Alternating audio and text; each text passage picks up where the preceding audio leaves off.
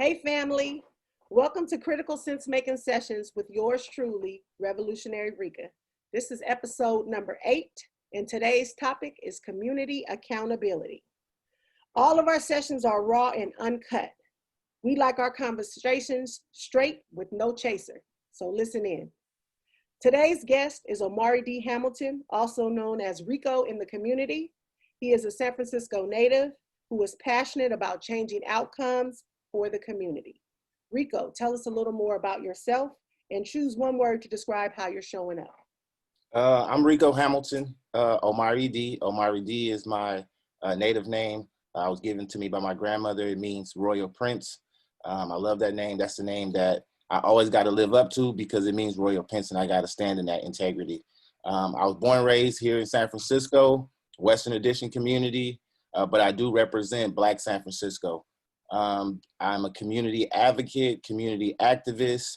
I represent the community. I do a lot of work within the community. I've worked with numerous of organizations. My favorite organization, Mo Magic with Rika, when we ran the teen program, doing some amazing work with young people, very high success rate with those young people. Also, I've created community-based organizations, New Community Leadership Foundation, Raw Talk, and both sides of the conversation. Thank you. We welcome you and appreciate you coming on today to share a little bit about your experience. So just to kind of get us started, I wanted to address the verdict from last week around the Breonna Taylor murder. They can call it what they want, but we know it was a murder.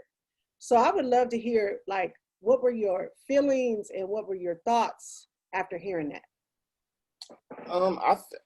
Okay, so when I heard it, I actually was in front of the TV and just kind of like preparing myself for it. I lost a cousin to a police officer maybe 2 years ago, and I was just trying to prepare my feelings for the worst, right? Which the worst actually was the verdict that they came up with. We knew, everyone knows that it was a murder, especially in that state where they have a third party law that states if someone is a third party in any event and they die, it's considered murder. But they never brought that up, and it just seemed unfair.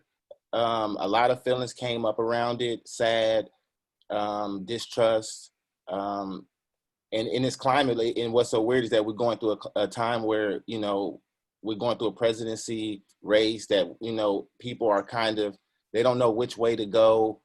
And to me, systemically, it's hard to go either way because they all fall into the same system that oppresses our people. So for me, I had a bunch of feelings around it. It wasn't nothing that was abnormal. It was just a feeling like, here we go again, the same carousel, going round and round. And we got to get out here. We got to protest. We got to activate, and we got to get our people involved. Every day I see a bunch of posts on Facebook talking about what other people ain't doing and this and that. I think it's really just about embracing yourself and figuring out what can you play. And there's nothing too small. Like, I think sometimes we look for people to play our position, and I know, Rika, you've been doing like major work, but that's your lane. Like, you have the capacity to do the major work. I do a lot of work and I have that capacity, even though like I have my hands in a lot of stuff. And I just think that that's what I was blessed with, a gift for people to come to me and ask for support in all these different lanes. But how do we highlight the folks that are on the ground doing the smallest pieces to the middle, to the highest peaks, right? So I think like in this moment, it's sad that what has happened, but it's not nothing that I was surprised about. It was just, I kind of could feel it. I know that with this system, they uplift officers and in their duty, and they justify and minimize all the work that they do that's negative. So, it was nothing that I didn't expect. It was just, in this, I kind of just changed that negative feeling I had and went more positive and said, you know what, how can I help support activating individuals that are doing the work on a lower level, but then how do I highlight them and get them going so that they can reach their full potential? Because sometimes people want to be at different tables. And I think that sometimes the best table is your table. And like, how do you like just sit at your own table, regardless of what everyone is doing, and just do the work? Yeah. like just do the work. So that's kind of how I felt. And then I kind of transitioned my feelings from that negative feeling, like, you know what, I'm not gonna let this tear me down.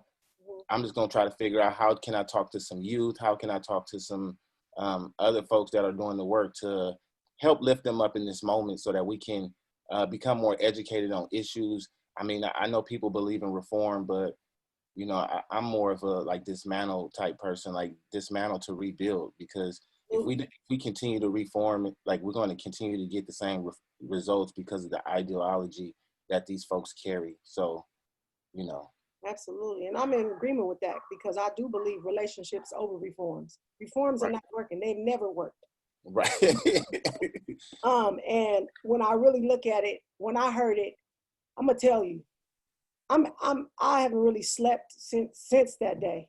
And I've been writing, I've been journaling, I've been reflecting, I've been praying, I've been trying all my strategies.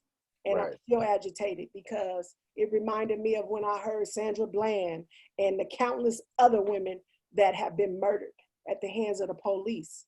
And I was like, I'm changing my name. I'm Rika Brianna Chambers. Say her name. We all are Brianna, all of us Black. And so I'm sleeping with my gate locked, but my door open because I need to know if they finna come through the door. I'm not gonna sit here and wait on them to kill me.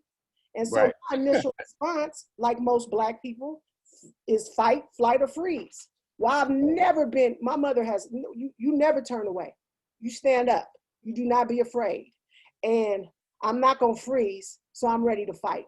And I'm not necessarily mean I'm finna go up in nowhere with no guns, however. But I'm just saying I'm at this point where this system it was built on racism, the whole foundation. A lot of this was created out of eugenics movement back in 1500 when they created the colors and the hues and all the color line and all that. Prior to that, dark-skinned people were favored. And so we got to do the history. The problem is we've experienced so much historical trauma that has been passed down since slavery, chattel slavery, where we were property. And if you think about it, the charges was the bullets in the walls. So now walls as property is more important than us as people, but it just let me know, 3/5 clause, we still property in their eyes. And they do not value us because we are no longer picking cotton, making money. The Industrial Revolution is over, but we are still educating our kids with an Industrial Revolution model of education. It was created to build people that would sit down and follow rules to do a job that didn't take a lot of thinking or factory work, all the stuff that helped the robber barons, Mr. Rockefeller, and all the rest of these big names get rich. But if we don't study the history, which a lot of times we know is skewed, we know it's neoliberalist, capitalist, white history. We understand that, but you still got to study it because it helps you to understand how the system actually can be dismantled. They intentionally put loopholes in this system so that they could work around it, but they didn't let us know about it. And so when we find these loopholes, of course, you see the EDD scams, people start to exploit, but that's from years of trauma. You see a lot of trauma reactions and responses out of Black people. They've learned that. These is behaviors that came out of slavery. They keep saying the women is sexual in the song WAP, but slavery was sexual and violent. That is, we have a culture of sex and violence in this country that has existed and continues to exist. And so in order for us to have some ownership, we display that because that's what has been indoctrinated and conditioned in us. But we say that we own that, when in reality, we casting our pearls at swine. Right. No, right. No, what you're saying, it makes all the sense in the world. And that's something that I've been talking about a lot, is counterintelligence. Like, what is the counterintelligence to everything that they have? And that's the way that we can start building on certain things. We know that financially our communities is at a despair. So how do we create Black banks and Black institutions that's all Black, that's straight targeted towards the Black community and the Black investment? See, like a lot of times people want to go to Wells Fargo, check all these different places where we know that they are the ones that built their wealth off of slavery, right? But I mean, like you saying, people don't want to become educated, or they are, and they're naive to the reality. Right. Counterintelligence is the important piece. What is the counterintelligence to all their stuff? We have to resegregate and say, you know what, in this moment, to build a real foundation, we have to segregate ourselves for a while, so that way we can rebuild. Yeah. If we continue to believe that their school systems and their institutions is here to support us, we're only going around in circles. Like we need a Black institution, a Black bank, period. If we don't have a Black bank to believe in our Black investments, that's going to say, you know what, we're going to invest in a Black school, a Black private school for only Black children. We're going to invest in that. Yes, and then from there, we're going to have Black wellness, Black hospital, Black, you know, and in San Francisco, I didn't know that there was a Asian hospital. I didn't even know that. I swear I didn't know that till yesterday. So it was just like, oh, wow. Like in our people, we don't have that. You know, we have wellness centers or, I mean, I like to call them wellness centers, but Black therapists. But, you know, if they're not coming out and mobilizing, then to me, it's like, what's the point? Because we know those stigmas. So like as a community, we got to listen to each other innovative ideas and start pushing, especially if we really for the work, yeah. You know, so, you know, it's hard to understand everybody's motive. And then when you speak on it, it's people think that you're problematic, right? So like, I get that a lot because I don't like to filter really too much, you know, unless if it's going to cause harm, I filter. But if I know that it's the truth, yeah, and it's not intended to cause harm, I'm going to say it. So, you know, a lot of times people are like, he's problematic and, you know, he's this, he's that. But like at the end of the day, like I like Rika, we come from the ground, like we come from the gutter, and like we know what it feels like to be that diamond in the rough, and people not even wanting to shine it. Like people like really steering away from it. And we've done all that we could possibly do to shine ourselves into these gems that we are, so that people can hear our voices and that our voices can be heard, and not even intentionally seeking their approval. It's really just us just speaking out, and there's something that draw people to the light that we have. So, you know, to me, it's sad that we're in this moment and we still don't have a clear-cut plan, universal, in terms of a Black agenda. Like there's no, like I've heard a lot of them, but there's no clear-cut agenda to say, you know what, this is how we're gonna create and even the playing field with white America or with privileged America. Because like, it's not just white privilege America that does this, it's also Black privilege that falls into the naive crap of capitalism and classism and all the isms that's around. So, you know, like it's on multi different levels, and you know, I'm happy that, you know, you're a voice and you have me on, and that we can build on these type of conversations, because our people really need to hear these conversations from grassroots individuals, so they can better understand like our thought process. Absolutely. That we don't freestyle none of this stuff. Like a lot of this stuff is really just based off of spirituality, for one, and being led by the Spirit. And then for two is really getting into some books and becoming educated. You know, I ain't the most educated person, but I definitely want to read a book and see what something meant, or where did it come from? Where in history did this connect to that? Like, and I think that that's so important with all sectors of existence, of human existence. So for us as Black people, African natives of the land, like that's something that we all have to do, and understand our culture, and not be afraid to be whoever we are. Like regardless of who you are, just be you. Yeah. Be natural. You know, you get more. What's that saying the OGs used to say? Oh, what comes from the heart touches the heart. Mm. So regardless of how you say it, and even if you can't articulate yourself in a way where people think that it's okay, but it'll touch the heart if it's real. So. So bring your authentic self to all your spaces. Right. And it's interesting, a couple of things that you just mentioned, like education is a trigger for a lot of people of color. And we focused on the Black community today primarily.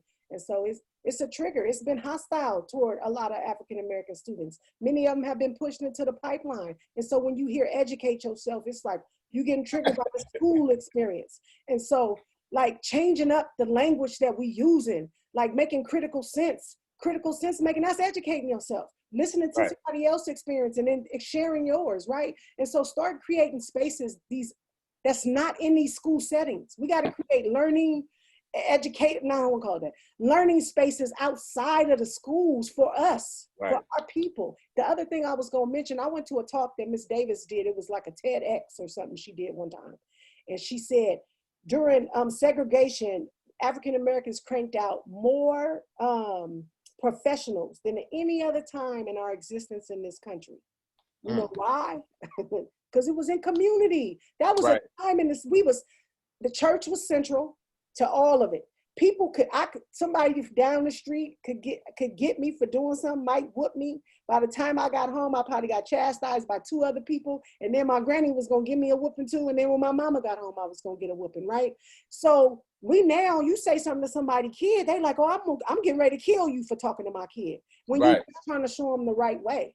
And so I think it has to be a reconditioning of our thoughts, our actions, our just our feelings. And we got to be okay with being vulnerable. Like, I'm not a crier, but this got me so angry, tears was just rolling down, because I'm like, I feel like my hands is tied, I'm in the deep end of the water, they want me to swim, my feet is chained, like, what am I supposed to do? But like I said, I will not sit here and wait on somebody to kill me. Like, I got to put it into action. And so I want to jump into the first set of questions that will frame our conversation today. And so first, I just want you to tell me about your life growing up in the Western Addition, AKA the Fillmore neighborhood in San Francisco. Growing up in the Fillmore was an interesting experience. Growing up in the community, we know that it has its ups and it has its downs. But overall, I wouldn't change anything about my upbringing. I think that everything happens for a reason. All its purposes it helps mold and build people into who they are. Even though sometimes it's a negative road, but I think that we all are learned choices, and sometimes we don't listen to what we was taught. We listen to what we see. And I think that I kind of bit into that part of it. Growing up in the community, born and raised right there on McAllister and Buchanan. If people don't know, they used to call it OG Virgos. OGs will know, but young folks probably don't know. It's right across the street from Ella Hill Hutch Community Center. I grew up there my whole life. Growing up, I had the advantage of actually going to school outside the district. So I went to Bryant Elementary. And that's where I started to learn how to, I took acting classes. I was in a lot of plays growing up. I started dancing. And from dancing, one of my best friends in elementary school, his parents were really, they said there was something about me that they liked, and they wanted to pay for my dancing lessons. So they paid for me to get tap dancing lessons and in modern dance. So I took those lessons up until 5th grade, and then my mom had to take over and she couldn't afford it. So I ended up going into the Mission and going to the little dance school that they have there. And I ended up doing the little dance stuff and continue on with dance. And I studied contemporary and ballet dance, and studying dance. I would get bullied. At that time, strutting and breakdancing was more of the dance of the streets or dance of the urban community. And, I'm coming home with tights and, shorts on, and, but I was super happy and outgoing, and I thought, it was okay, but, I would get punched and bullied and say, hey, you're not gonna be like this, you're not gonna be like that. And I just quit. I stopped dancing because I thought that, in not having a father and being raised by the men of the community, and the most influential men of the community was saying that men who dance in a certain way or do these types of dances were considered gay, or, they would throw homophobic remarks out. I trusted them. I said, you know what, you're right. I quit. And I ended up going into Galileo. And that's when I put myself through a rough road, because I started to put on these different masks and hide my true self. And it led me down the road to go into prison. I ended up going to prison for 3 years. And in prison is where I kind of woke up and went back to the foundation. I'm a born Hebrew. I've been in Hebrew my whole entire life. And I had to go back into my studying and getting back to the foundation of who I really am. And it all happened in prison. I started to reading books, and actually in prison was the first time I read a whole entire book, like all the way through, in and out. And I continued to read books. 48 Laws of Power was a good one that I really liked. The Art of Seduction, New Jim Crow. Like those books was kind of like some books that kind of helped shape the mindset, and learning like, okay, what's true integrity, like what that really means. Um, you know, I didn't know what it, I mean, I knew the word, but I didn't know what it truly meant. I thought it was just kind of like you just do what's right when people watching you or when you want kudos, but it's really doing what's right when nobody's paying attention to you, because there's always somebody paying attention to you, right? Um, and from there, when I got out of prison, I just hit the ground running. Like I didn't know what I wanted to do, but I knew that I had something to do. I ended up going to the African American Cultural Complex. They had a position for a case manager. I applied for that position.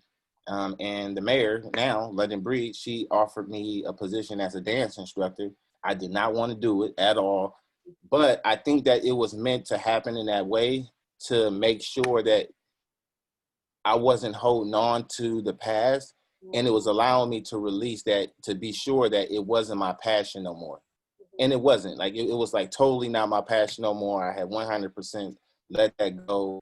And and from there, I met Ms. Davis, I met you, I met a lot of people in the Mo Magic Collaborative.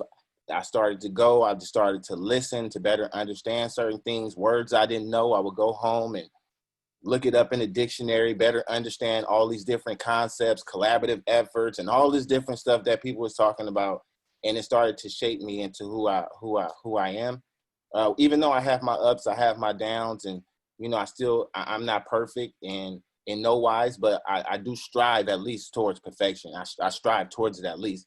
And then I ended up going to Miss Davis called me one morning and said, "Hey, look, I need you on Monday down at Ella Hill Hutch." And from there, it was all history, and me and you, and we connected, and we created some amazing programming. And you know, I would say most of our young people, I think out of 70 or 80 of those young folks, most of them became very successful in the capacity that they wanted to be successful. We had a lot that went to college, graduated, had a lot that didn't even want to go to college, just wanted a job. They got their jobs and they're still working. I think out of that cohort, we had one person who died, but he really wasn't a student. I mean, he wasn't a core student, but he came through our doors. So I kind of, you know, want to honor that. Yalani, he was a young, and he was very, very bright and very, very smart. So I mean, I say we had a 98% success rate, and that's kind of hard to say, you know, for programs that's doing the work that we do. So that's kind of me in a nutshell. Right now, I work for the Street Violence Intervention Program.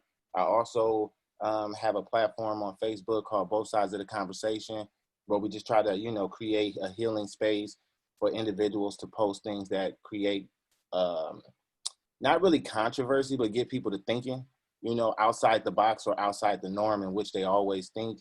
We also have Sunday chat, where we chat on Sundays at 2 p.m., where individuals can kind of come on and we highlight certain themes. Right now we're doing health.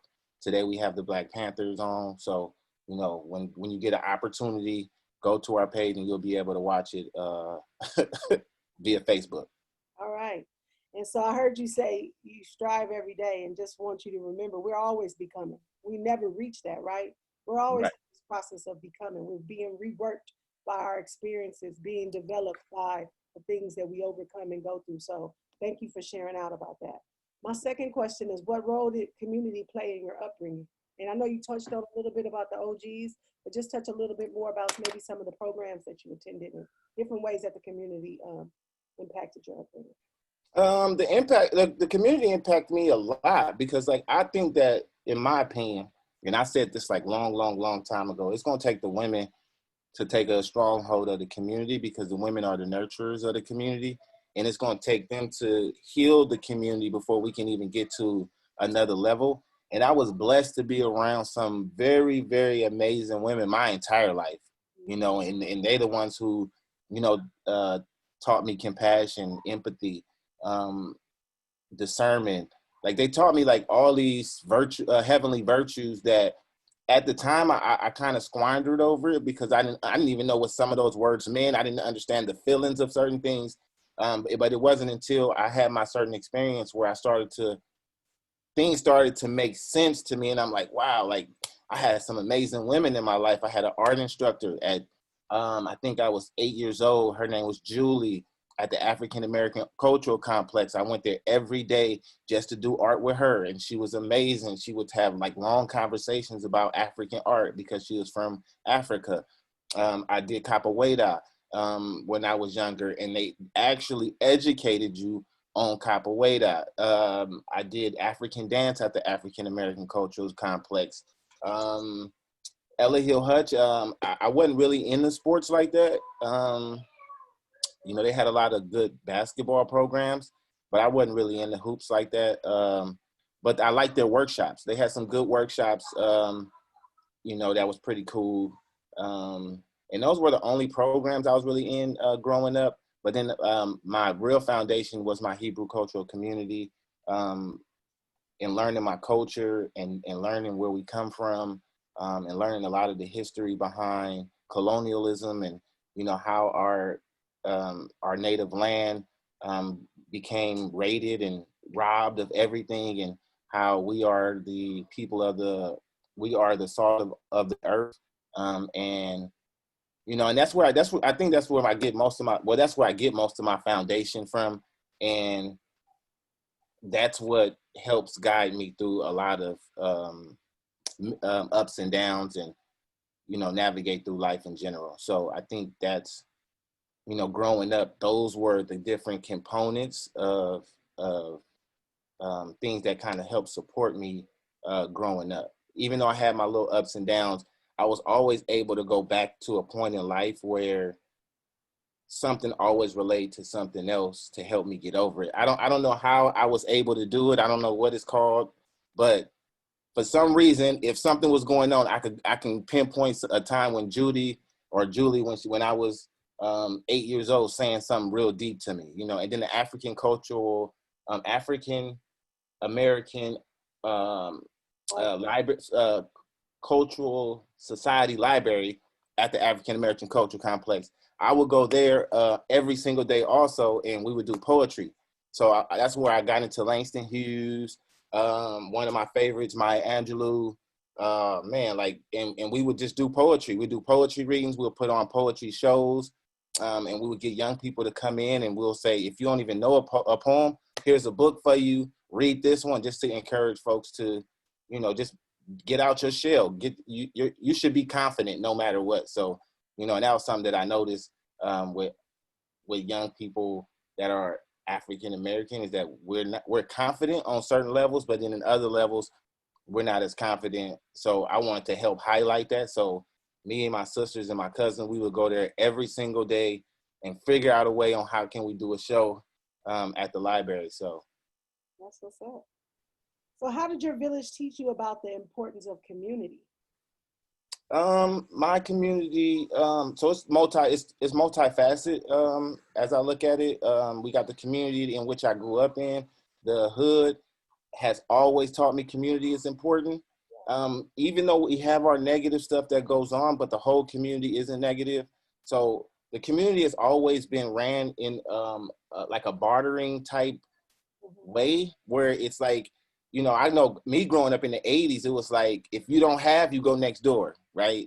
Or you go to the lady across the way, and she ain't talking smack like, oh, your mom don't got this. Like, it wasn't like that. It was just more like everybody wanted to provide for each other and help and support and have the village concept. And I love when we say community. I don't like the neighborhood word. I just hate that word for some reason, because it seemed like the person that's next to me, my neighbor, has a hood on and don't want, what I mean? For some reason, that connects to me. I don't know why that my neighbor would have a hood on. Why you got a hood on? I don't know why. But I like community because community represents communal and people working together as one in one collective goal. And then you have my Hebrew cultural community, who has always taught us, you look for the best in people, you help bring out the best in people, and then like you use your talent to trade in for other talent. Like so if I'm a dancer and I'm doing a show, I know Rika can do poetry. I know Rika has many talents. And then how can I support you for whatever you're doing, and vice versa. So like growing up in the Hebrew culture community, that's what I was taught like my entire life, is to be someone who looks at people for what they possess, not their faults or their wrongdoings. It's really like looking inside and tapping into that natural person and trying to figure out how can you support them. So my whole life, I was taught to look at the community in a community way, like looking at it in a way towards how do we support each other, even though our communities have gotten away from that. Just naturally, that's just how I am, and most of my family, we're the same. They're the same way. Okay. And so our last question for this first part of our conversation is, how did you learn about the importance of community in your educational journey? Um, I I learned that that's like one of the most important pieces when you're dealing with community and you're trying to be a leader. Mhm. So in being a leader, if you don't have the educational piece, and education doesn't just mean academia, it just means like just being educated in what you're good at. Like if you're good at something and you have the education on it, or you need to seek the education on it, I say go seek it. Like don't, because a lot of times like we like to we like to talk, but we don't know half the stuff we talking about. So I think like that's one of the most important things. Whatever your lane is, get as much education that you possibly can in it. I know for me, I had a lot of aspirations to be a lot of different things. One of the things my grandma used to say to me is, "Don't be a jack of all trades and a master of none." And I never knew what that actually. I mean, I knew what it meant, but I didn't know what it meant in its entirety. And what it meant was for me is that um, the purpose that's inside of me, not the purpose that's outside. So the purpose outside would probably be, oh, going to school, getting a master's degree, blah, blah, blah.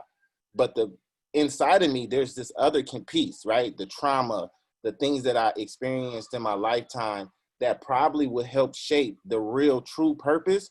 And I mean, I don't want to say I'm lucky that I went to prison, but I was lucky that in that moment, I ended up there to really dig inside myself and really address the traumas that I was facing with abandonment issues from my father.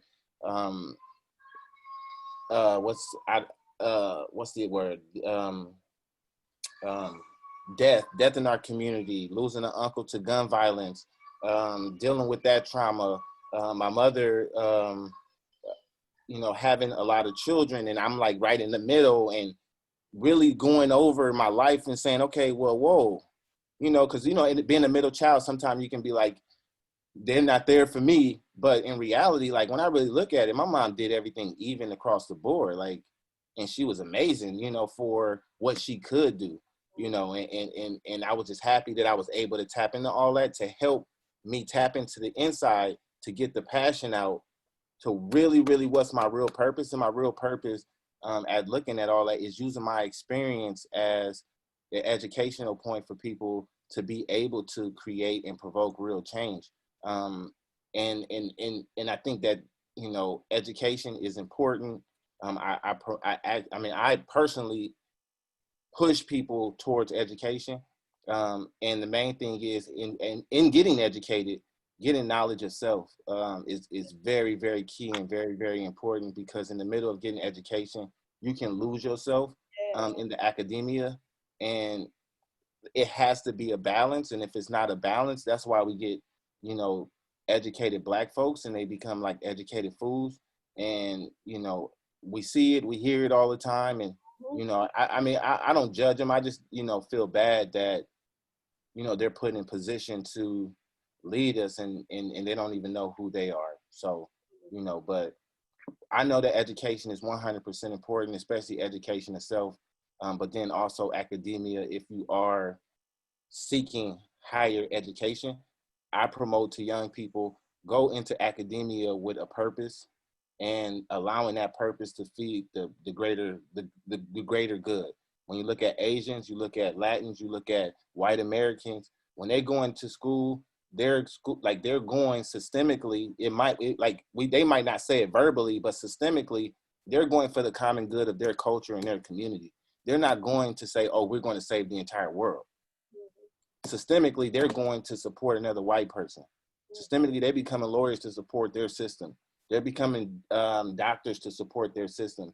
And we have to be the same exact way and say, I want to become a doctor, and then figure out how do I create a system for my people where I'm creating other doctors, nurses, and whatever, where we have our Black-owned Black institutions. And that's how you really tap in.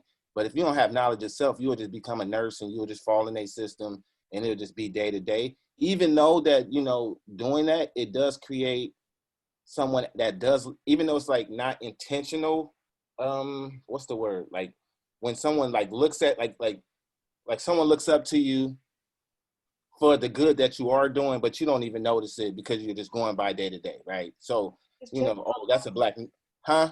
They checking off boxes. Right, so that's a Black nurse, cool visually, but if it's not for a common purpose or for a common goal, it kind of like takes away from what we really could have, like the Jews and what they did, right? When they got reparations, they became lawyers, they became doctors, and they created a whole mechanism where they run a lot of stuff, and it's based on their agenda, and they don't go outside that agenda. And that's what we have to do as Black people, is create our own agenda. And as we create our own agenda, we'll be able to push whatever agenda that we want. But if we don't start saying, some of these systems are bad for us, we'll never get past that. And I think that part of that is the educational piece. No one's really want to get educated on the Democratic and Republican Party. No one wants to get educated on who they are and say, you know what, I'm a vote Green Party. F it. I don't. Matter of fact, I'm gonna write my own name in there, right? So like, no one really cares. It's just, let's fall in line with what the system tells us. And then they say that they're revolutionary. How? Like, how can you be revolutionary? And I even say this to myself, like, because I'm trying to battle on, okay, who do I vote for? What do I do? Like, the revolution in me say, you can't vote for no evils, right? I mean, we say the lesser of two, but like, I'm a spiritual man. I'm not voting for no evil. I'm sorry.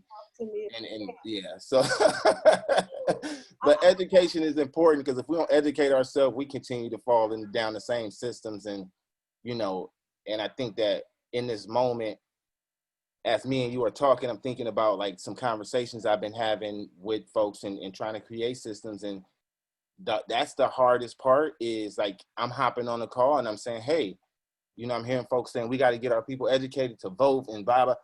And it's like,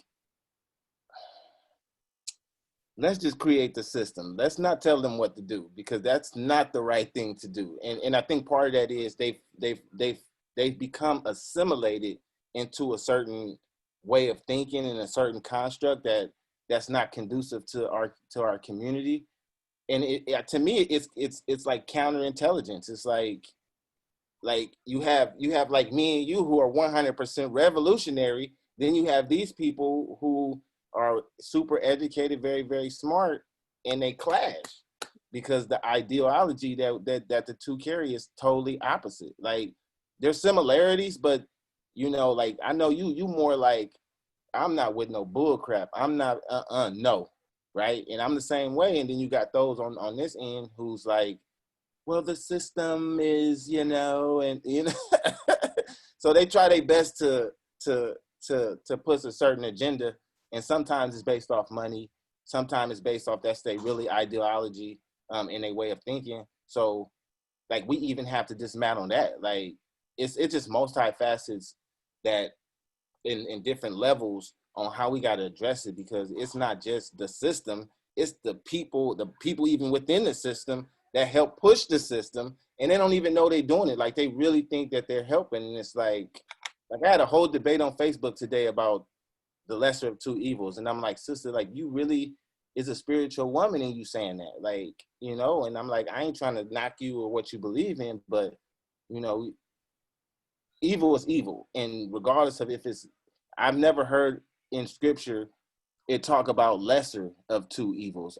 When it says evil, it even states that the smallest evil is still evil, right? It'll be judged in the same way, in my opinion. So run from evil and run to God. So I was talking to a wise Black man, and he told me, he said, look at, okay, you got the Democrats and the Republicans, red and blue and red, right? What's the difference between they the Democrats and the Republicans? What's the Right. difference? They calling them young men, they calling them thugs because they've created a system that has oppressed these young men, that has locked them out from opportunities. And so they join these gangs because a lot of times they're not getting love from their families. Right. And so these gangs are offering some sort of street love, which we know was street love. Eventually, everybody turned on each other because we didn't get it from in the formative years from the people that we first, our foundation. And so then they get into criminal activity, and then it just, you know, you just continue to grow. But when you look at what they do in there, it's the same thing. It's a pissing contest.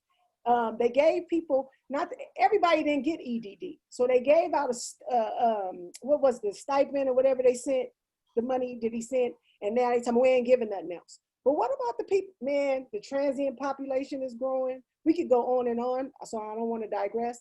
But when you mention that, it's like, we just vote. Whoosh. They died and they voted, and look where we at. And another man told me, he said, they use that to guilt you into voting. We always want to respect the elders and the ancestors, but you mean to tell me in 100 and however many years since the Emancipation Proclamation and since 1965, we're property. We got to dismantle. I'm gonna move us to our second part of the conversation because I could stay there for a while. Right. But what drew you to work in community? The harm I caused. I would say the harm. Part of it was the harm I caused in the community, selling drugs, stuff like that, and I knew it was wrong the whole time I did it. And while incarcerated, I figured I want to give back. Like how can I repent? Right? Repentance isn't just saying, "Oh, I'm sorry," and things is wiped away clean. It's having an earnest heart and saying it, but then also using that earnest heart to put forth the work. So I said, you know what? I'm gonna put forth the work, even if I don't understand it, and I'm gonna do whatever I have to do to make clean of the wrong that I did in my community. And then from there, it like everything just start formulating on its own. You know, I think that stuff is 100% clean. I'm truly thankful and blessed that I never had to hurt no one or cause like true harm to a mother or to families in the capacity of like death or something like that. But I did know the harm that crack cocaine did cause to our community. So I do think that my hands is pretty clean around that. And as my work evolved, it became more of a global thought or of a national thought of like, how do we push our people to really become educated about self? How do we push them into different sectors to really want to be like entrepreneurs and say, you know what, I'm gonna do this for Black folks and make sure that we spending Black dollars within the Black community. So I think that, you know, part of it is, you know, wiping my hands clean, and the other part is, I think just by nature and the way I was raised is to support community and to help community with whatever I have and to give financially or monetarily, but also just my heart and my spirit. Give to others what was given to me. So, and that's what my grandmother always talked about is giving self unto others, especially when you have a certain type of knowledge and you have a certain type of skill set. It's really sharing it, and it was given to you by whomever you choose to call your higher power. We say Yahweh Elohim, giving you that gift. It's used to give and be shared amongst the community. It's not to be saying, this is my gift, I'm going to hoard it and I'm going to hold it.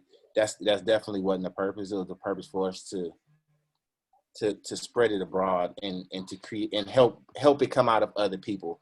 So with my many talents, that's what I try to do, is just spread the love so that other people can recognize their abilities also. Okay. How did you hold yourself accountable? How do you hold yourself accountable to community? I hold myself accountable in many ways to community. Sometimes the community hurt me a lot.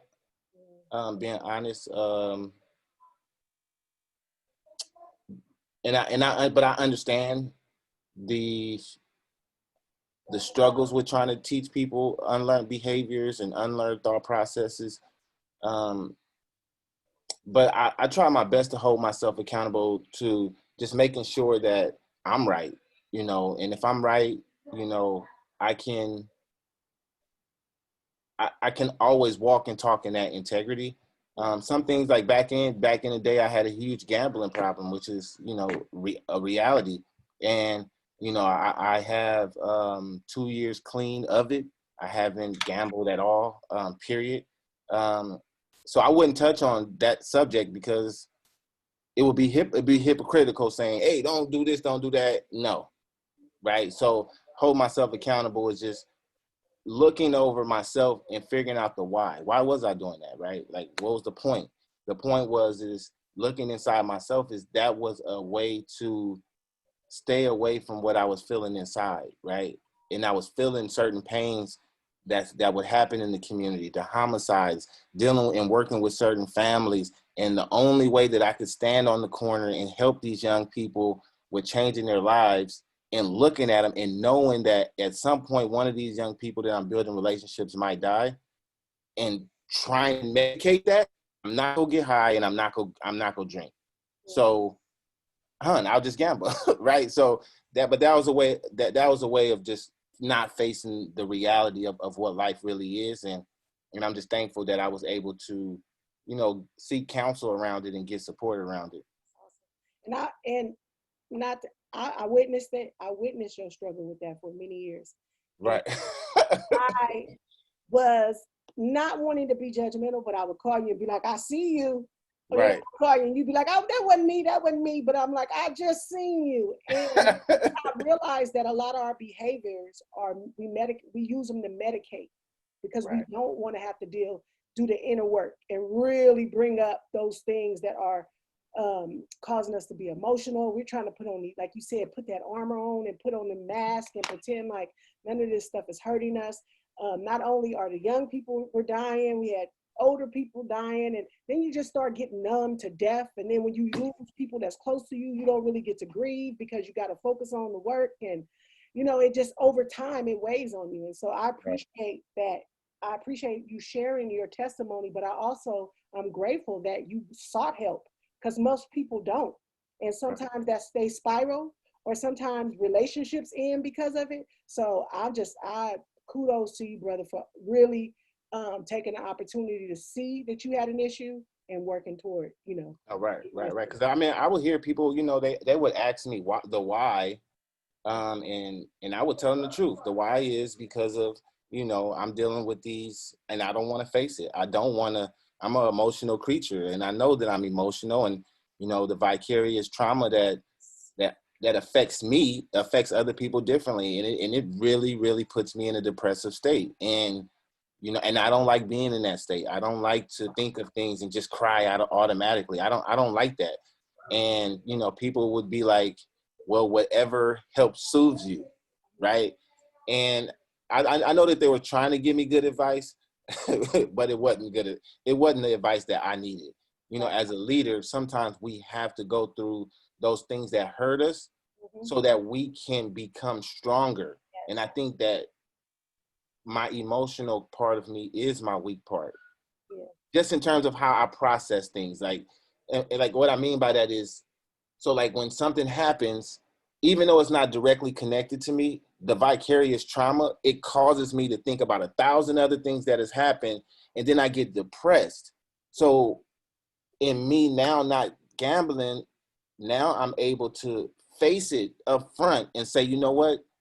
I have to be strong and of worthy courage. I'm going to go through this. I'm going to cry. I'm going to think about this. I'm going to think about that. And then, like the more and more I've been working at for the last 2 years, now the emotion isn't the same. The thought of past people, it's not the same. It's just dealing with what it is now in the moment and supporting the family. And then if the vicarious trauma does come on to me, processing it, having conversation with my wife, having a conversation with my spiritual advisor, and being able to move forward. So it made me actually a lot stronger addressing it, because over emotional, is a weakness. And I don't want to be over emotional. It's okay to be emotional, but not over. And I was over the top emotional. I was emotional wreck. That what they would say. So I'm happy that I've worked through that. Absolutely, me too. Not like that, but I'm being serious because no, right. No, I know. For our men to really to acknowledge that they have an issue, let alone acknowledge that I need to fix it. So I'm really hats off to you.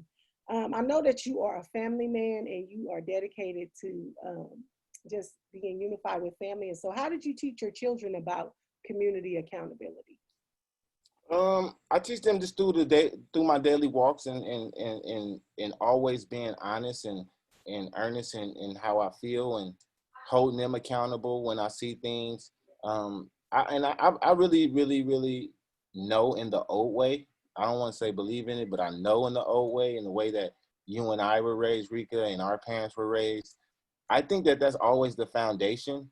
Do I think all children deserve whoopings? No, I don't. I'm not saying that. What I'm saying is what I think is, is that our children need structure.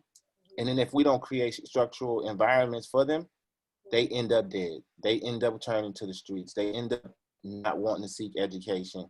So that's my form of accountability is making sure that I do everything the old way and going according to the old patterns of our people. Instead of, I know like the system tells us all these different ways to raise our children and how to make them successful, but I don't think those ways are for African American children. I think those ways are constructed based on the European construct and how they raise their children. So I hold them accountable just going by the old way. You do something wrong, you being held accountable. You're not getting nothing for free. You're going to put in some work. Yeah. And then I highlight them when they're doing amazing stuff. Right. I highlight them.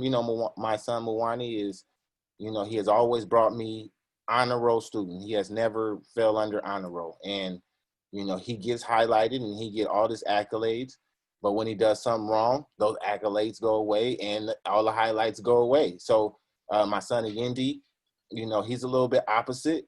But in seeing his little brother doing good, he has now straight A's, 4.0. So I'm just happy that, me and their mom is teaching them, according to the old way, and that, we never clash on holding them responsible, and making sure that we at all times align ourselves with the truth.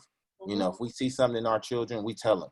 Absolutely. Don't be no liar. You know what I mean? 'Cause, sometimes you can just tell certain things and you as your children. And I think that most parents should pay attention to their children so they can know their children's traits. So that way you can forewarn them of what's to come later on. And that's something that me and my wife do very well is we monitor them, we look at their different traits and we see who they are.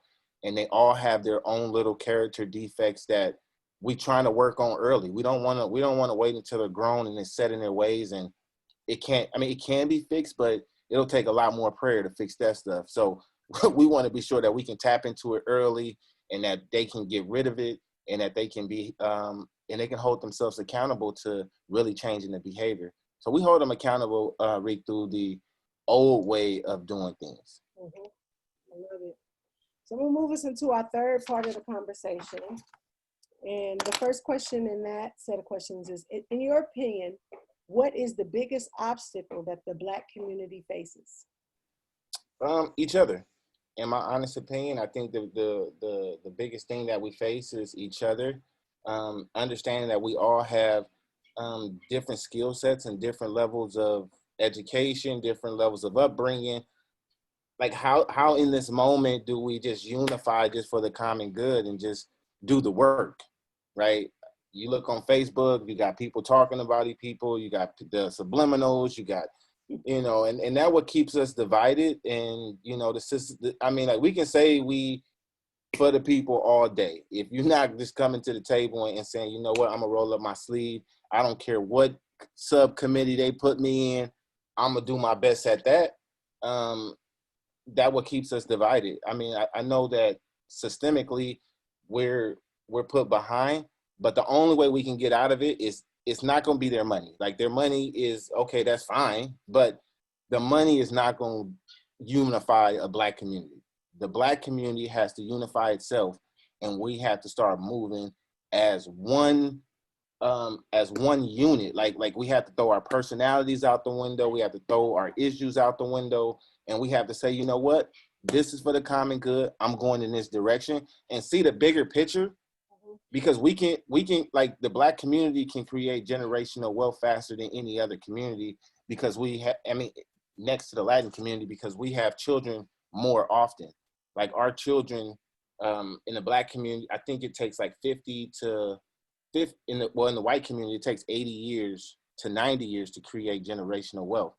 In the Black community, well, not now, because they've already gone through that 80 to 90 year period where they now live in generational wealth. In the Black community, it only takes 50 to 60 years to create generational wealth, because our generations happen at a faster rate. So if we start thinking outside of our personal stuff and say, okay, now I'm not even thinking about Rico. I'm thinking about everybody else holistically. How do we do this? People don't do that. People think about themselves, how I'm going to create generational for my family. So then they start thinking in an individual mindset. So they only advocating for one thing. They this and that, and then it becomes like a poverty pimp type mindset. Even though they might not be, the mindset is. But we have to think holistically and start saying, even if I don't get the generational wealth, I know my works will help the generations 10 years from now to see the generational wealth. So like when immigrants come here to America, they buy a corner store or they lease a corner store. They know that they're not going to see the wealth from that corner store, but they know that their grandchildren is going to see the wealth from that corner store. Or some communities buy homes. You got 10 people living in the home. The rent is $1,000, and they're all chipping in, but then they're all saving to move somebody out, and then they're going to buy the whole entire block later on, right? So, and in our community, we can't do that. You can't even get a mother and a daughter to move in together, right? Or a father and a son, because of the egos and the different issues. Oh, they talking to me this way, they talking to me that way. I'm grown type mentality, and missing the whole point of purpose. Well, we chasing that white gaze. Right. So that's that individuality, right? It's not right. We come from a culture where it was the village mindset. Everyone had a unique thing they did, and they contributed to the village, and it supported the whole village. Right. So most people don't even realize that they possess a unique purpose because of all the layers of trauma. And you talked about it earlier, doing that inner work. Unless you address, because most of us have learned to just, okay, press it down and keep on pushing. You can't think about it. You got to keep pressing. But then you get triggered by these things, and then you realize, oh, shoot, where's that coming from? But that's because you never addressed, acknowledged, and healed from it. So we definitely need radical healing spaces. I think it's Dr. Sean Jenwright from and his wife, they do that radical healing.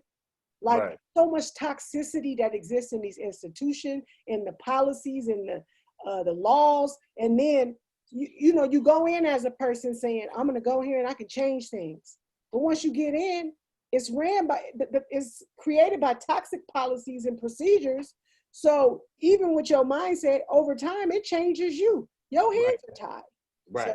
So, absolutely. And that's how it is even with Black officers. Like, we got millions of them who went in with the mindset of changing the systemic issues within the department. But it goes back to what you're saying. The policies and the laws and that's created, you're fighting you're fighting to get out of quicksand, right? Like the more and more you fight, the more and more you sinking. So most people just conform with the way, because now it becomes I've been here 15 years, nothing work. I'm almost set to retire.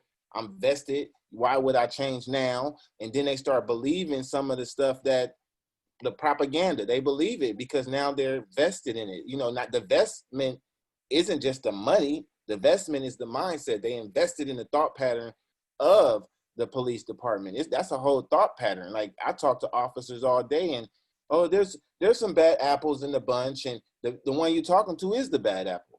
You know what I mean? And they don't believe that they're the bad apple. They believe that the work that they're doing is conducive to our community when we know that it's total opposite. They don't want to do community policing. They have a law that says anyone who has a felony could never be a sworn officer. That needs to change. Like, that doesn't even make sense. Like, how can we start community policing if the community can't be policed? You over policed our communities, gave everybody felonies. Now you saying the community can't be police officers. So now who we gonna get? Somebody black and then just call them community? No, that ain't how it works. I got family in Richmond. My homeboy in Richmond, he said they researching how to create their own militia, protect their own communities. Oh, that's big. I'm like, that's that we really need. I'm telling you, yeah, we got to build unity. We really do. But we got to put them egos aside. See, everybody want their name. I don't care if you don't never say my name. I really don't. I mean, I'm just going to do the work that I know that I've been sent here to do. I'm going to try to stay in my own lane. If you want me to help, I will help anybody. But what I'm not going to do is make it about me. I'm just one person. But I know that the village mindset, if I bring mine to the table and I empower somebody else and they bring theirs and we all start bringing ours and we keep that centered agenda is the village and not this thing that this one person thinks that it has to have because that was their thought, then, I think we can make progress. But every time we end up on this side road and nothing gets accomplished. And all that beef keep happening and it's all ridiculous.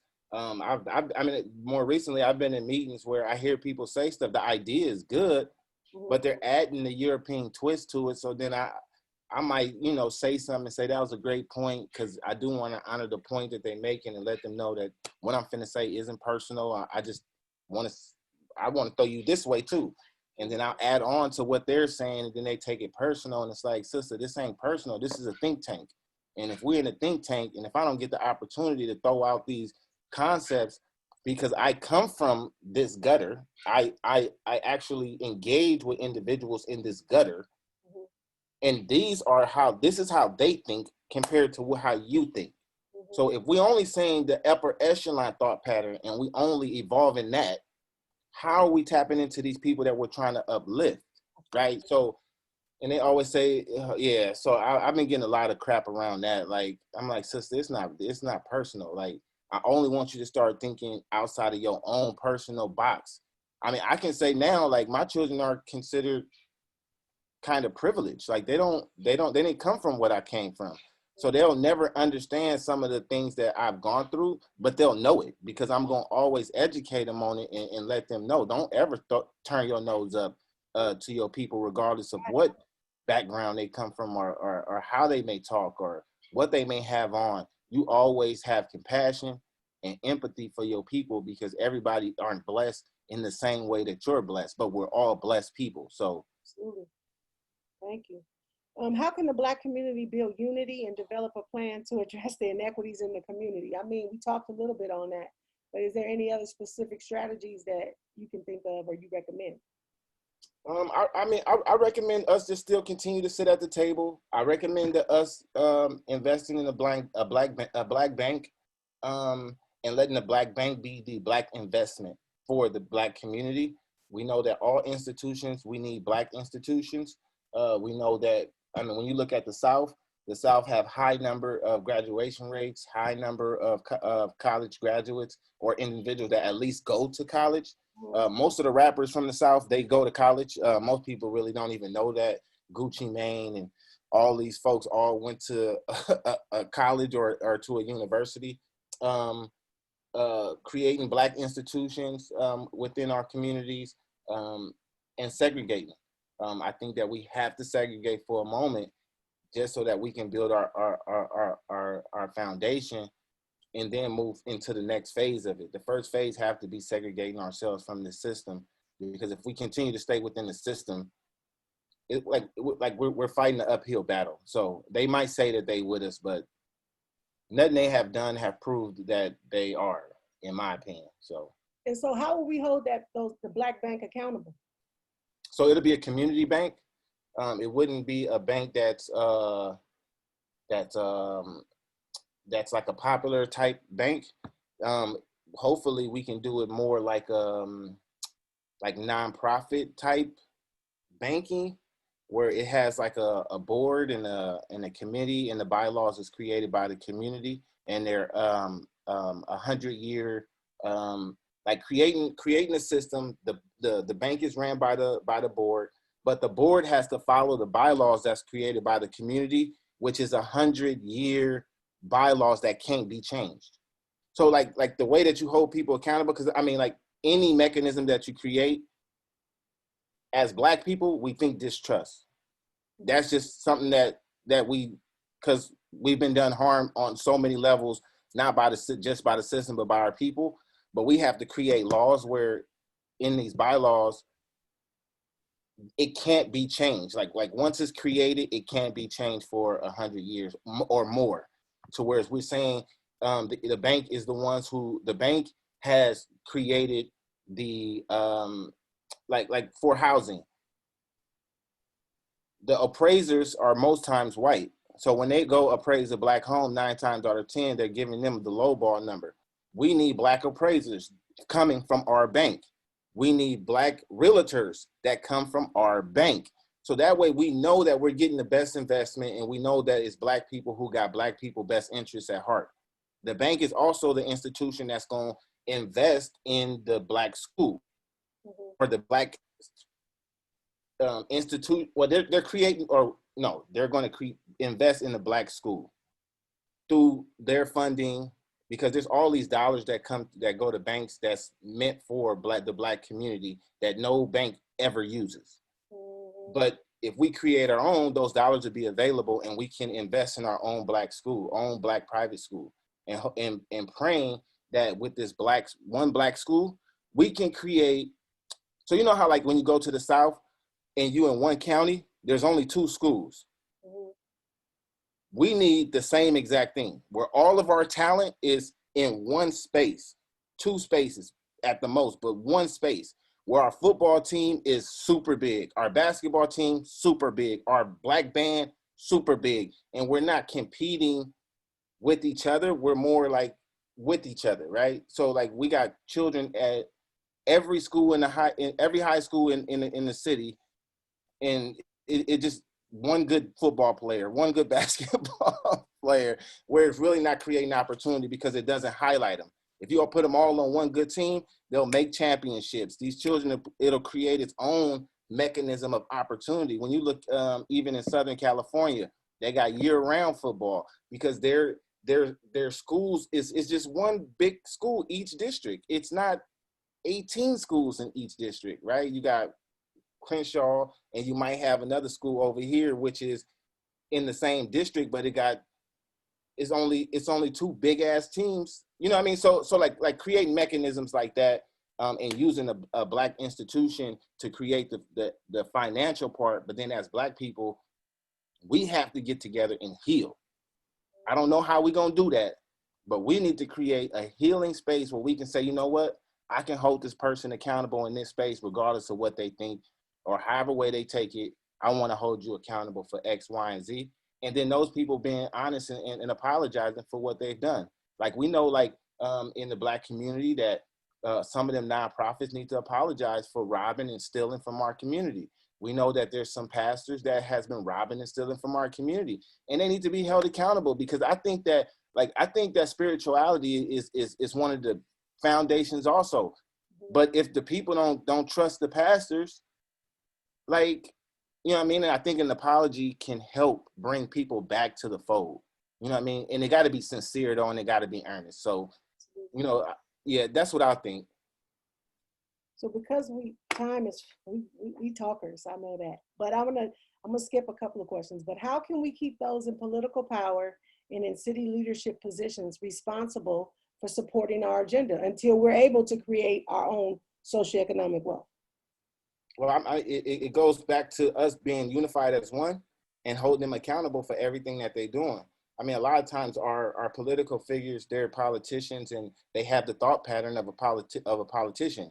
That hints to political science, which teaches them the science of politics, right? And how to separate community and how you get your agenda moving. So if we move as one and no one break from formation, we can hold our city officials that are Black accountable. But when we have sidebars and individuals meeting with folks outside of the group, it's going to be pretty hard to hold those folks accountable and push them in a proper way, because a lot of times there's people who don't like London. And they openly say that, you know, and they disagree with everything that she got going on, even when, you know, they might say she needs to do this, and then when she do it, they don't like it because she did it. You know what I mean? It's just so many issues, you know what I mean? And it's like, you know, it's going to be hard, but, you know, like, we got to let our city officials that are Black know that the Black community stand by them 100%. And they don't have to go towards extreme leftists or all these folks, progressives, who don't care about the Black community. They don't have to go for their vote, right? A lot of times they go outside the norm because they feel like it's only 3% Black. So now they got to go on this way, and all their policies is based around what these other people want. Like, they creating policies around bike lanes when the Black community is still suffering. You know what I mean? So, like, we just got to stand as one and let them know sincerely and be there for them for everything that they got going on, especially as it relates to the Black community. That's privilege at its best, right? That bike. Right. Bike lane. So to round out our conversation, I have a last few questions that to address. I wanted you to share anything you are doing to help others get involved in changing outcomes for our communities. Yeah. So right now I'm a part of Mega Black, which is an organization that was created by the community. It's supported by Cheryl Davis and the Human Rights Commission. Mega Black is actually one of the organizations that's trying to create infrastructure to change some of the systemic racism in our community. Also, the show Both Sides of the Conversation, I have a segment called Hidden Gems. We know that there's a lot of individuals in our community who are on the ground, who's doing the work, and they never really get highlighted. They never get the accolades. And to me, that creates, I don't want to say jealousy, but it creates resentment. It's like a resentment that they're doing the work and no one noticed them. And then they find somebody who ain't been doing the work long. Now, all of a sudden they got the little proclamation thing, or they're being highlighted. So it creates a resentment. So what we do is we highlight those individuals who we know are on the ground doing the work, and we bring them on our platform and we honor them. We let them know you are a gem in our community. You might have been hidden, but now we want your light to shine as bright as possible. And then we allow them to take the whole entire floor, talk about the work that they got going on, how people can get involved in the work that they got going on in their community. Also, with Both Sides of the Conversation, we have our Sunday chat, which is every Sunday we've done conversation with male and female relationships in the Black community. How do we heal our relationship with our Black gay community? How do we heal our relationship with our Black trans community? How do we heal the relationship with the Black community and the Black churches? And today our next show is on health in the Black community, and how do we educate the Black community around health when everything around them is on purpose trying to kill them, right? Like, we got McDonald's, we got all these different places that further causes issues in our community. How do we get folks to steer away from that stuff and go towards more healthier choices? So those are some of the things that I got going on right now, that's trying to activate folks and trying to keep myself activated. Individuals I know that, you know, that does the work and really don't like being on calls and like being at tables. I always ask them, do you want to create a table? How can I support you? Whatever you want to do, I got you. And I've just been trying to support as many people as I possibly can. That's what's up. I appreciate your efforts. So I wanted to just kind of share out a couple of pearls that I heard during the conversation, and and then give you an opportunity to share, you know, your last thoughts and comments with the viewers. So some of the things that I heard today were the village will plant seeds that will be harvested later in life. I heard we are the salt of the earth and we should live like it. The village takes care of the village. Look for the best in people. education is not just academia, which I think is a big one for people because education can be a trigger for a lot of people. I heard we all must do the required inner work to release that trauma that keeps many of us stagnant. I heard we got to unlearn to learn.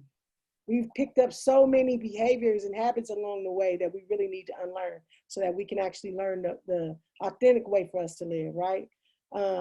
Always be honest and follow our cultural traditions to develop accountability. We must redevelop a village mindset and then connect and bond with your children to develop their own voice and to help keep them on the right path. And so I do know all of your children, and I definitely, one thing that you and your wife have taught them is how to advocate for their needs and speak up. And while along the way, of course, sometimes, as kids do, we press the line, but they are teachable and they respect those in authority that are telling them to do right. And so they may not always agree at first, but once you give them a chance to sit with it, they do respect it and they understand what you were trying to teach them. So I just appreciate what you've done and all the work that and just just the commitment that you made to San Francisco at large, the commitment that you made to the Western Addition, and the commitment that you make not just to young people, but all generations, right, in the Black community. And your story is powerful. You got to continue to tell it. I know that's part of what you do. Oh, and yet they. Hi. Hi. So I didn't see. That's the only one I didn't get to work with. He was too young. But I just appreciate, like I said, your dedication to bringing about change in the Black community. And so, Thank you. Absolutely. So I want you to have last words or thoughts you want to share with the viewers, and the last voice they hear will be yours. Last thoughts would just be, is educating yourself. Last thought would be, is looking inside, undoing the trauma, releasing the trauma that you have personally so that you can move forward in the work, not being judgmental around the individuals that are doing the work, seeking mentorship in individuals that are around you. One of my biggest mentors was Rika. One of my biggest mentors, Miss Davis. And they were the ones who helped mold me into who I am.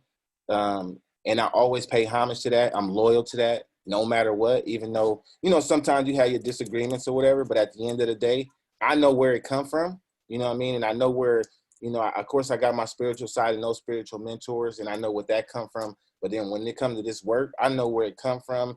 You, Miss Davis, London, those were the people who influenced me the most to get to where I am.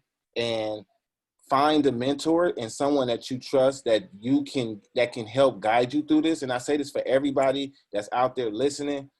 We can't do the work alone. And it's always good to have somebody in your corner who can help guide you through things and who are 100% honest, right? And what that means is who doesn't care about your feelings in the way to where they're going to not tell you the truth. And that's one thing that I know about Rika is no matter what, even when I know that it hurted me a little bit, she always told me the truth. And later on, I was able to realize what she was saying because something always came to pass to where it was like, damn, Rika said that. You know what I mean? So I think that in this moment, I encourage everyone out there, even if you're doing a small work, is get a mentor. Get someone that can help guide you through this process and help guide you through some of the things that you might be trying to do or some of the things that you want to do. Get activated in your own capacity. Activation isn't what it looks like for me. It ain't what it looked like for Rika. It's your own way of activating. Even if that means every day you're going to bag up 10 lunches and go bring it to the community, it feeds somebody, right? Like, so let's do what we can do and not judge other people based off what they're doing. Let's uplift our young people. Let's educate our young people. Let's teach our young people the old way. Let's teach them spirituality so that they can have a foundation in something. It doesn't matter what religion. It just matters them going back to some fold because our young people, they don't have a conscious thought of spirituality. That's why it's easy for them to commit murders. That's why it's easy for them to do some of the things that they do. I had a certain sacred consecration where I was afraid to do certain things because of my spirituality. And I know, Rika, you might feel the same way, but our young people don't have that because they're not in tune with their spiritual side. So if you have children, start taking them to somewhere to get spirituality, to get cultivated, getting in tune with their spiritual side. Seek counsel. I think that counsel, to me, in my opinion, isn't always a therapist. I think counsel is going to the fold, rather you Christian, Muslim, Hebrew, whatever. That's where you seek counsel. In my opinion, that's what helped me the most with my trauma, is going there, because something is always about the trauma. And I don't know why, and I might be dealing with something, and that what comes out in the lesson, or that what comes out in the teachings, and I'm able to process it. And I think that that's the best form of wellness for the Black community, in my opinion.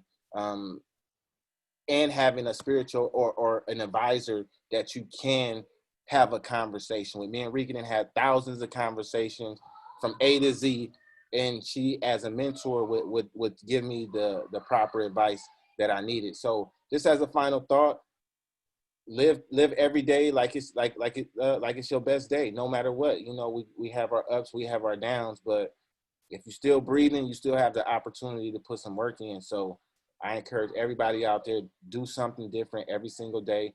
Make your bed up every day, you accomplish something. You know, I make the bed up every day. That's my first accomplishment for the day. Well, I woke up, but then I also make my bed up. That's my first physical accomplishment for the day.